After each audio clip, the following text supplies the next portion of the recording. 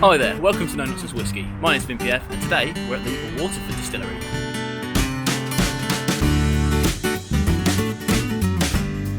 The Waterford Distillery is situated on the River Suir, which is in the south of Ireland in the city of Waterford.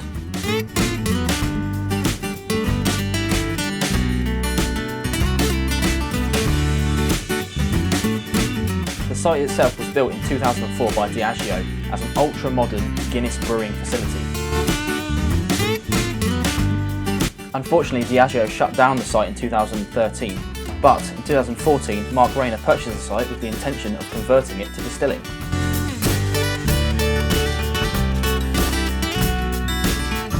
Brewing's actually been happening on the site since the early 1900s. We were actually treated to a small tour of the old facility before we moved over to the actual distillery itself.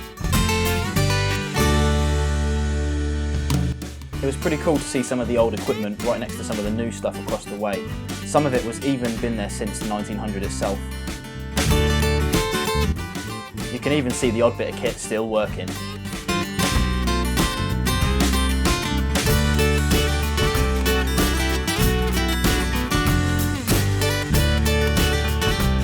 Parts of the site even have a preservation order on them, so it would be nice if this all could be cleaned up and maybe made into a bit of a working museum at some point in the Waterford's future.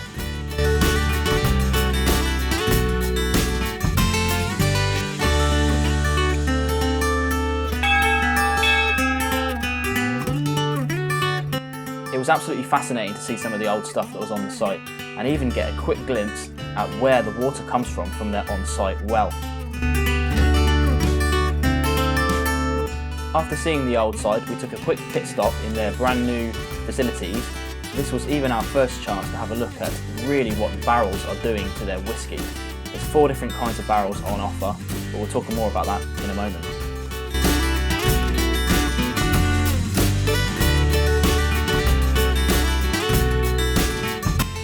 Over on the actual distillery side, it's our first glimpse at really what these guys are trying to do in terms of their terroir and their complete transparency in their process. One of the first things you notice as you walk through the door is just how industrial it is. Mark Rayner himself was even quoted to say there's a bit of an ugly distillery, but I happen to disagree. I think it's really beautiful from an engineering point of view.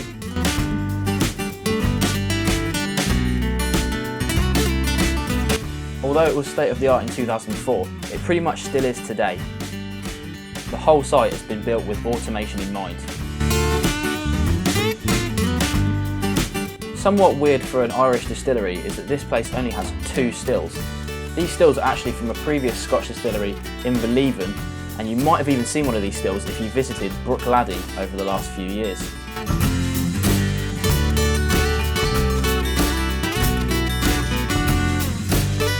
Originally built in 1972, they only saw 18 years worth of use at Inverleithen.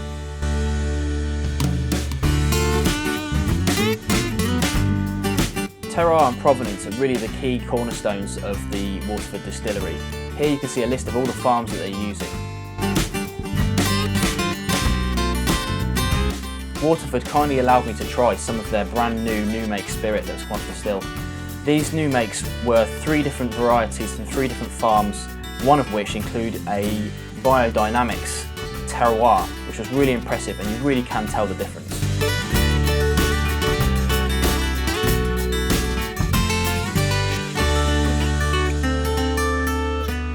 The automation here is really impressive. The whole place can be ran by one person, but they do still manually check the distillate for the heads and the hearts and the tails.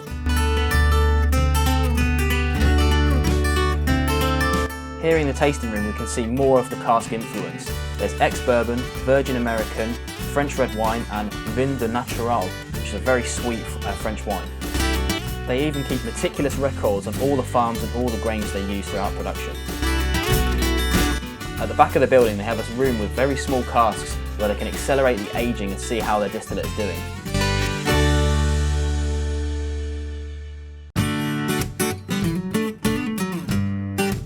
Here I was given the chance to directly sample from one of these barrels. This one in particular has only been aging for just over a year, maybe a year and a half, and you can really see the cask influence on it.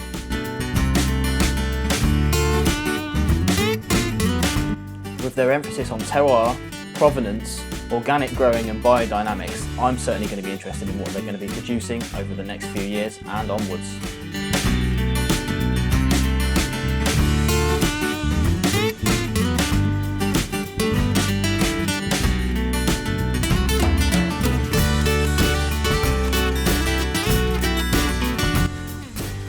Just finished up at the Waterford Distillery.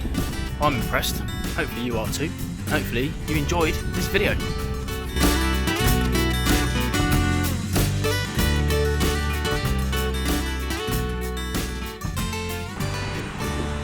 Busy, it's busy around here.